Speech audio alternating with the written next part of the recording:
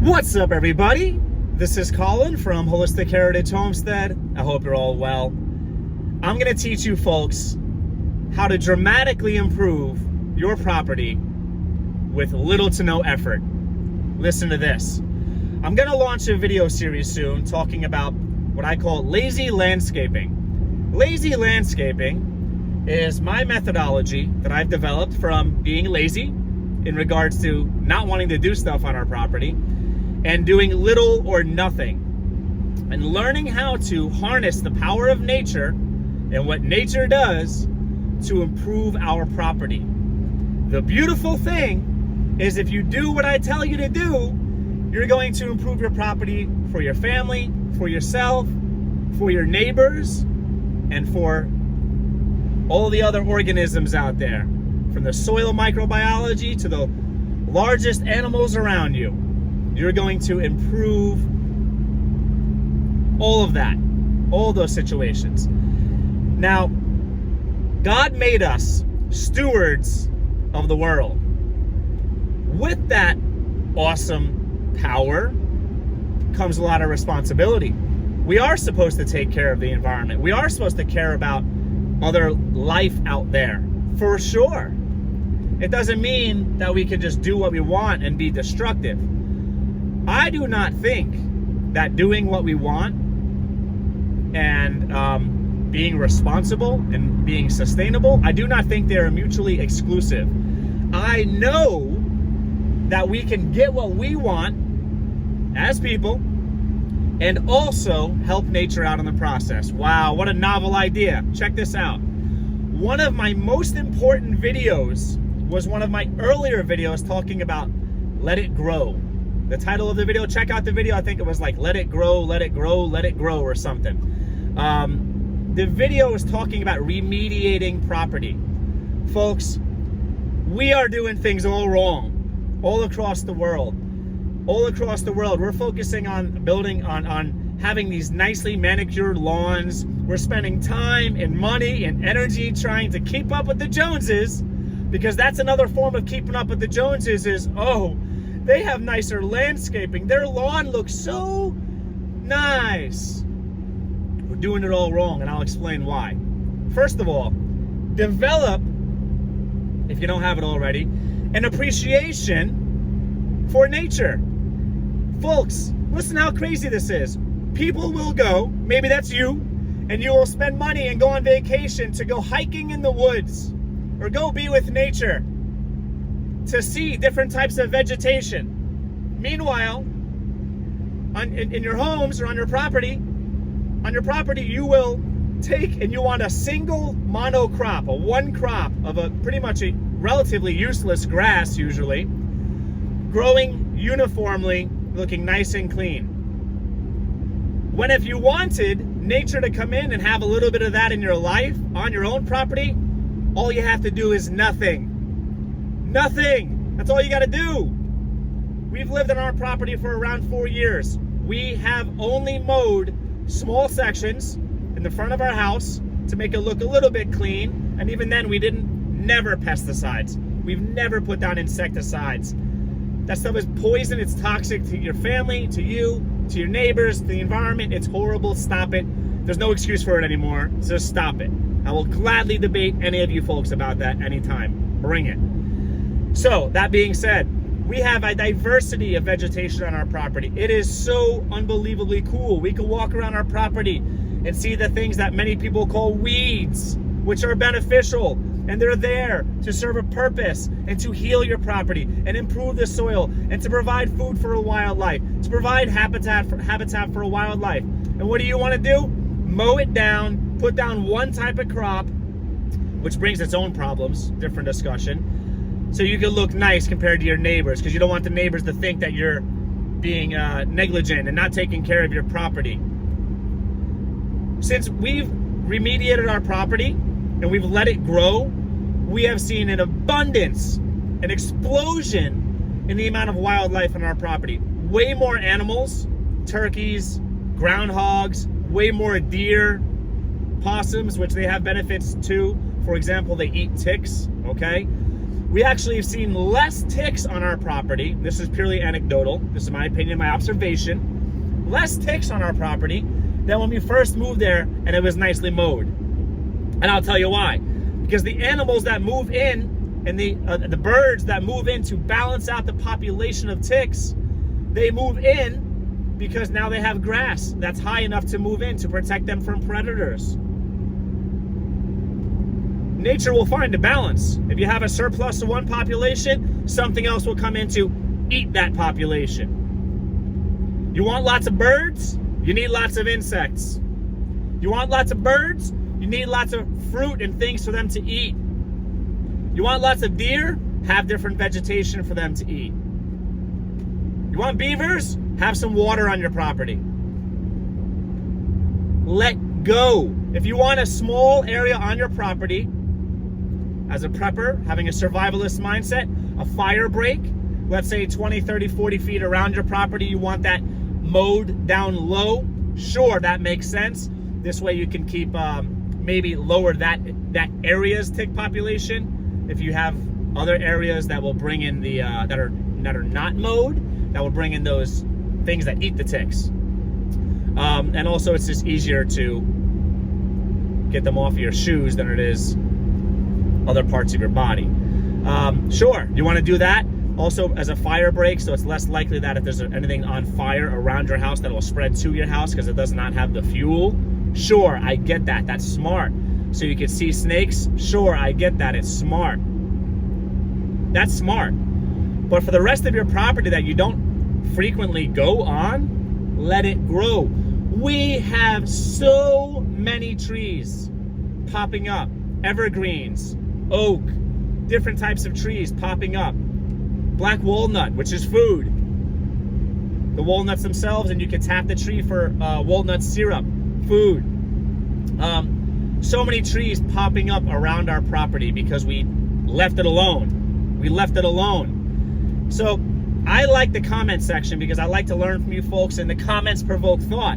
Somebody intelligently commented, grow food, not lawns. That's a great movement. I fully support that movement. However, if you check one of my previous videos, the Homestead throwback video, check that out. That's back when we were in New York. Check out that video.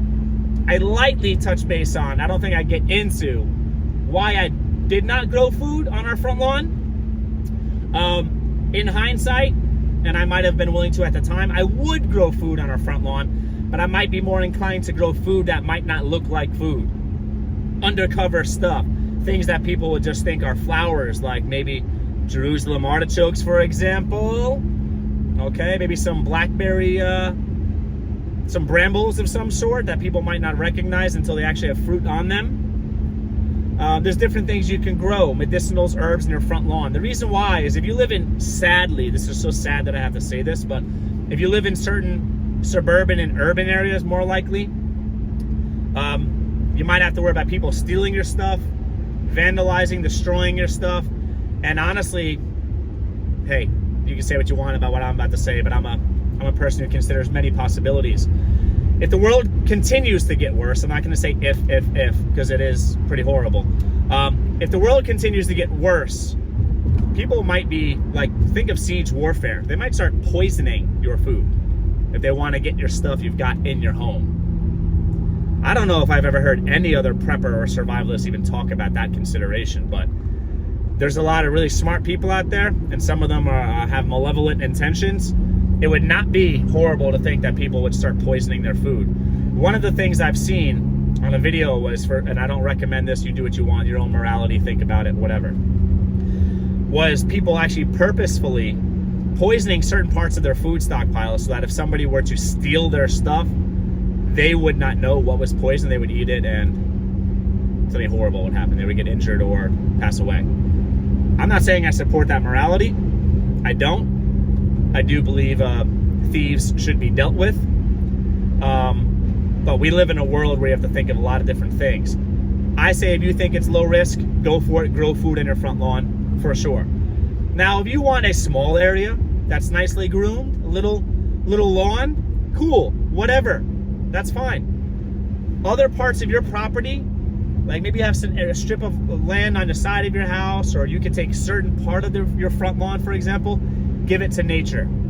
Give it to nature. One of the benefits, and I'm just going to go on about miscellaneous benefits here. One of the benefits is you can start to balance out your soil.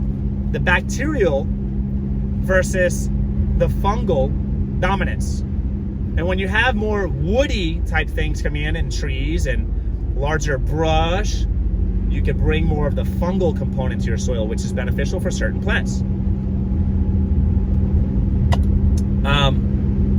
So that's excellent. So you can balance that out, create different enclaves of different soil microbiology. You've got earthworms. Earthworms provide food for different animals. Okay, you like birds? We really like birds. They're beautiful. They're awesome. They have such an important role. A role is plural in our ecosystem. Why don't you see many birds in the suburbs and in the urban areas? Because they got no food. They don't have any food, and they don't have any place to live. They have no habitat. Letting 2 or 3 or 4 trees pop up on your suburban property could literally help the environment around you dramatically. That's it. People will go and they will plant seeds or buy expensive trees at nurseries and go and plant them around their property. You know what I do? And it's so awesome. I leave it alone. Nature will make trees pop up. We have trees all over our property. If I don't want trees that pop up certain places, I simply cut them down in the areas when they're small, so it's easy, or I would mow over them. That's it. If you live in if you live in a rural area, all you need to do is, if you want a little island of life, fertility, habitat for different animals, insects, all you need to do is like put a circle on the ground, don't touch it. Nature will move in, different vegetation will come in to claim or reclaim what we took away. That's it. Weeds are beneficial.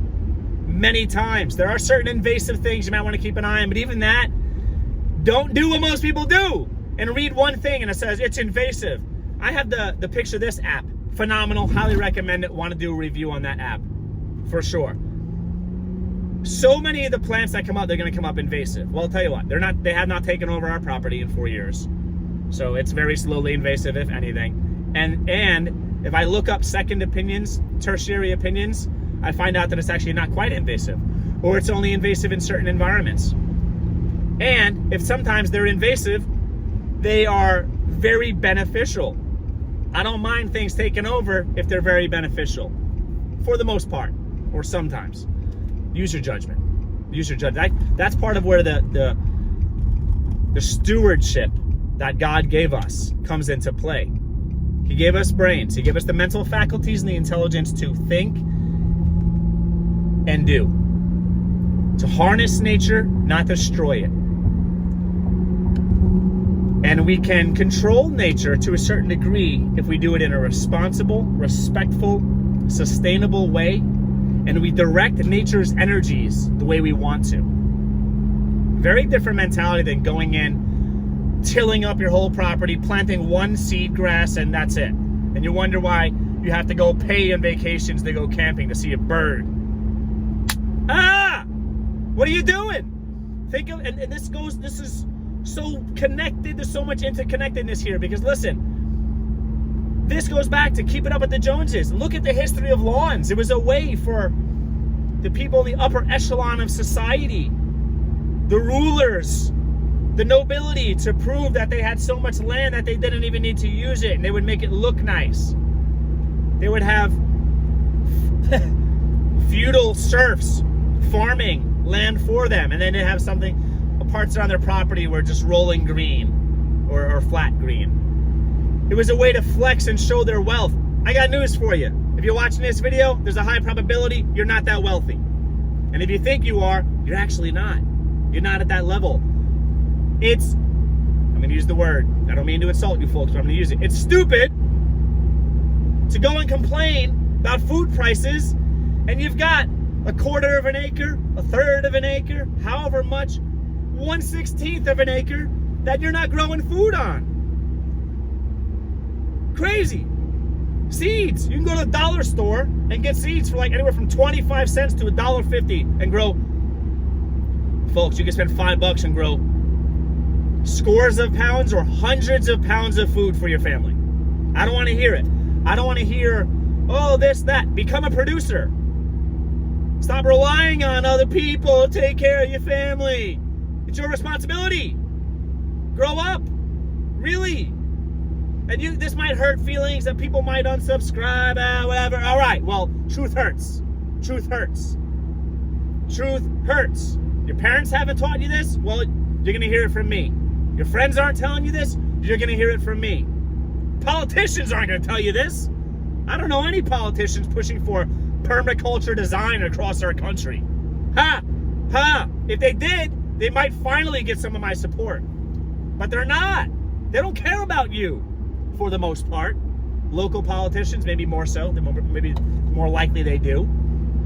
Folks, you've got property. And if you have no property, you live in the middle of the concrete jungle, you're in New York City, grow in containers. We lived in a highly populated suburb, what people will call a suburban sprawl of the 5 boroughs.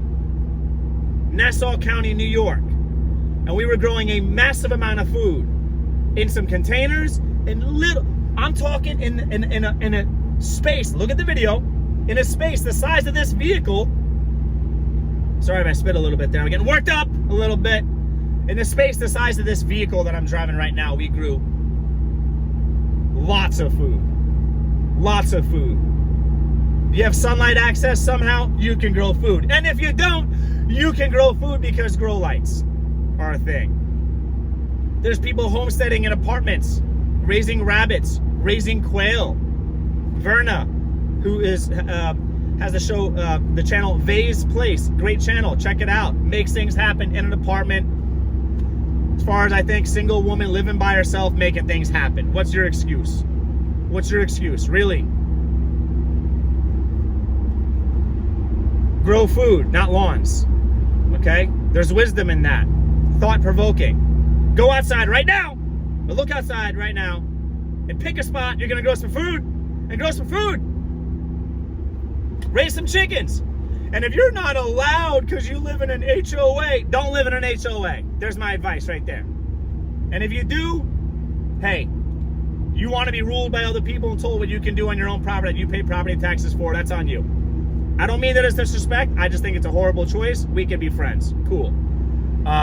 And I understand people live where they live because they live where they live, and it's more complex than that. But I would never do it. I think HOAs are the embryonic form of like communist housing, where you have like housing czars who tell you what you can do, when you can sleep, when you wake up, how many vehicles you can have, what your mailbox has to look like, what kind of plants you can grow. Not for me. We left New York because we like freedom. So that's not, our family's not about that. Please, I'm trying to appeal to your logic. I'm appealing to irrefutable science. I'm appealing to the part deep inside of you that wants to be self-sufficient and not rely on everyone else. Please. It's time. It's time. It really is. It really is. If you don't know how to garden and grow some food, I don't want to hear, I don't have a green thumb. I've killed a few plants in my life. I don't want to hear it. That's like saying, I don't know how to cook. Grow up, learn how to cook. These are life skill sets that all people should have. It's not a male thing and not a female thing. It's nothing to do with your gender. Males and females both should know how to cook. Males and females both should know how to garden. Males and females both should know how to process animal proteins. These are timeless skills that if you want to be a human and live, you need water and food. You should know how to procure water and food. This is not rocket science. Grow food, not lawns. Stop it. Stop it. So many people, oh, I can, this and that, I have space. You're not trying.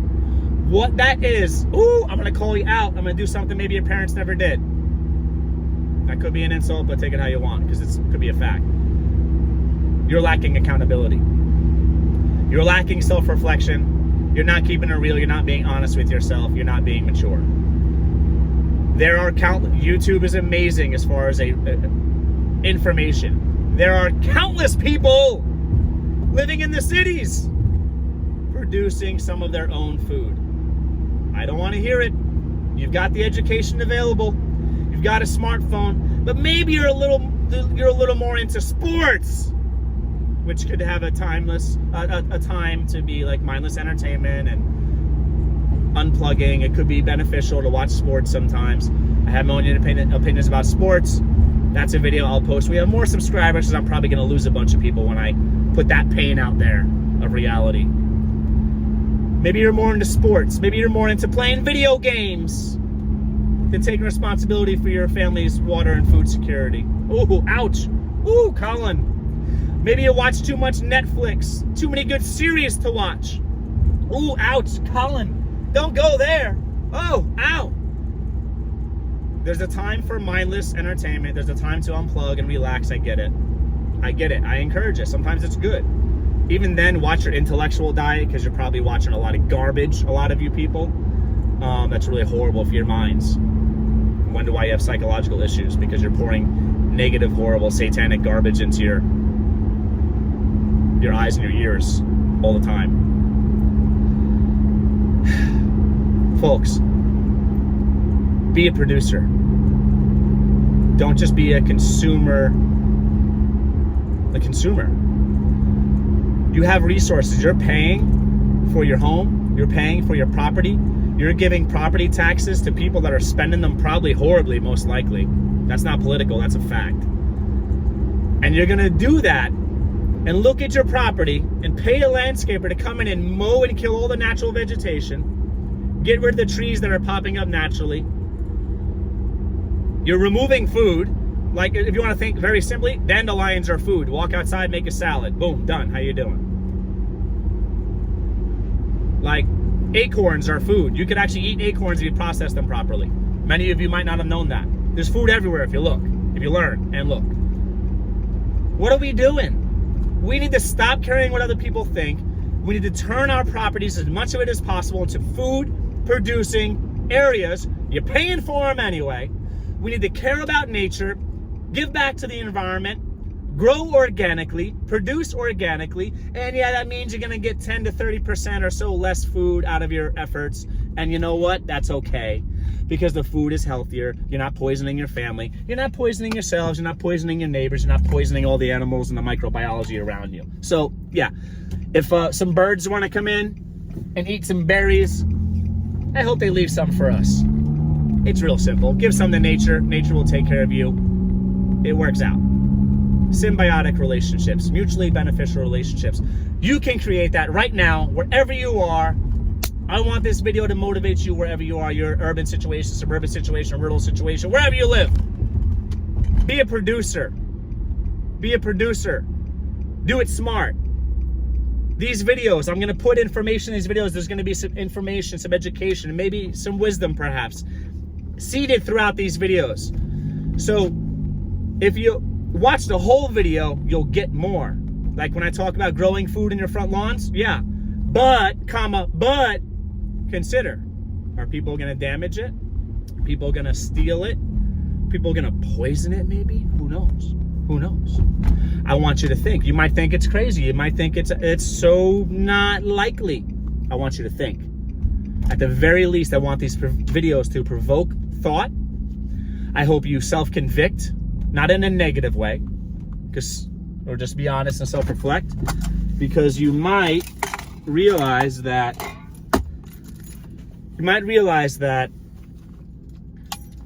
what I'm saying is correct. And you might realize that you have some choices to make that are better for your families, better for yourselves, better for your community, better for the environment, better for nature, really, and you can do it. This should empower you.